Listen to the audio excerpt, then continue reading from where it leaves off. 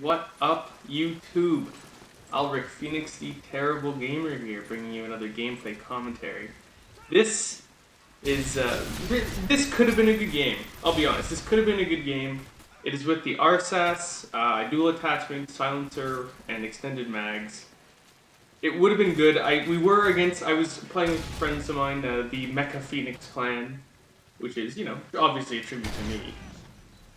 And we ended up playing against these guys from Brazil who were quite good. Now, normally I can hold my own, especially with a sniper rifle. But man, you'll watch the gameplay and my shots just seem a little bit off. Yeah, I was shooting, but when you watch the replay in theater mode, it looks like I wasn't hitting shit. Anyways, two things I want to talk about. First one, tip for brand new noobs or anyone that's just terrible, like me, and trying to gold their guns. Blind Eye Pro, god damn it. This only works with, LMGs, assault rifles, things that can actually shoot that distance, but Blind Eye Pro, and you shoot that shit down. Now normally it gives you 50 weapon XP if you kill a person. Same thing if you shoot down a helicopter or a UAV, so free XP. I say do it, get your guns gold. Now, the other thing I want to talk about is about the video game industry as a whole. There is this lovely permeating myth that everyone kind of has, and it makes sense. The myth is, man, it must be so much fun to work on these awesome games. Now, don't get me wrong. It is awesome to work in the video game industry. I've worked very hard to do it. A lot of people have worked very hard, and it really is a super cool industry to work on, depending on which company you're with. But you will not work on a game you like.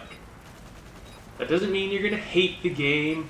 It just means you'll be like, oh, this is an okay game. This is not bad for the game it is.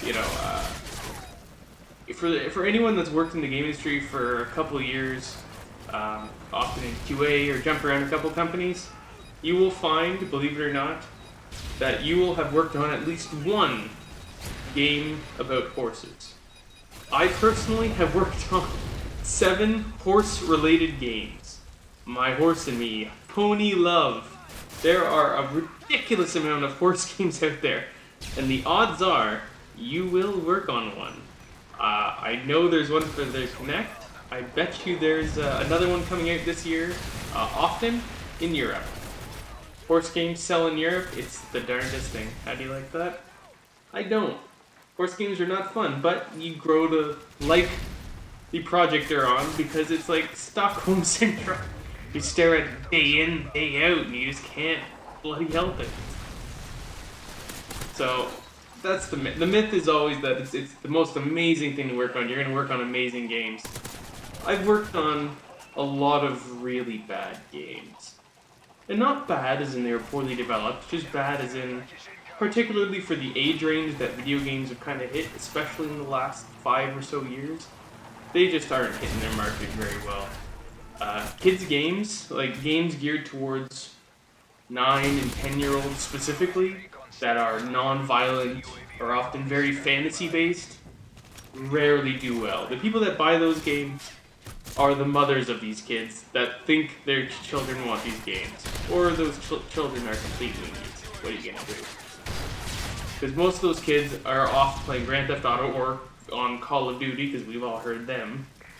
So, they haven't really figured out the correct way to adjust for their actual market, and so they make these horrible games based on horses and ponies, and it drives you bonkers. Or, obviously, cartoons from 20 years ago.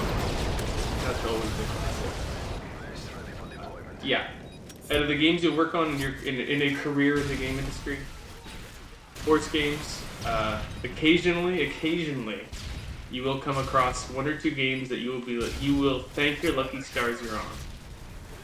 I worked on Dragon Ball Z PS2 games, and let me tell you, that was awesome.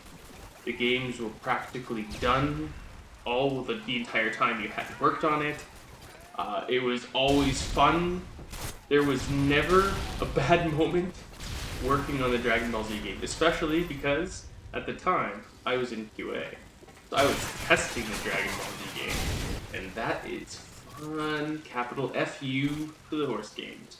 Because as soon as you'd finish the Dragon Ball Z game, all of a sudden, oh look, another horse game came in. This time it's My Horse and Me 2, because obviously it needed a sequel. A sequel sell. Anyways, that's the myth, and obviously, if for anyone that ever has a dream of going into the game industry, you're gonna find a lot of people saying, "Wow, you play video games all day long." You barely play video games. You wish you could play video games all day long. That's what YouTube is for the people that genuinely make a living doing YouTube. They play video games all day long. Anyways, this is coming up to the end of the gameplay with that darn arse ass. Actually, I believe I got a gold that night, which is cool. No more arse ass. Anyways, this is Phoenix the Terrible Gamer signing out. Peace out, y'all.